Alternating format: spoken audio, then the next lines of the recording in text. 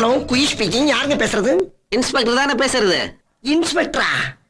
அப்படியே வச்சுக்க.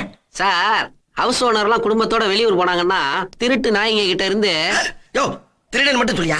நாய் சொல்றது உனக்கு என்ன உரிமை இருக்கு? இல்லைங்க, அந்த திருடங்க கிட்ட இருந்து வீட்டை பாதுகாக்கணும்னா போலீஸ்ல தகவல் சொல்லி விளம்பரம் கொடுத்திருந்தீங்கல்ல, அதுக்காக தான் பேசுறேன்.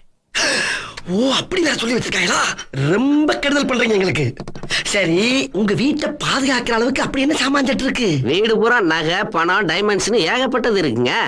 நாங்க விஐபி ஃபேமிலி. விஐபி வீடா? சரி, அந்த அட்ரஸ் கொஞ்சம் புள்ளி விவரமா சொல்லுங்க. எழுதிக்கிங்க. ஐயோ, கொஞ்சம் இருக்கு. 12B.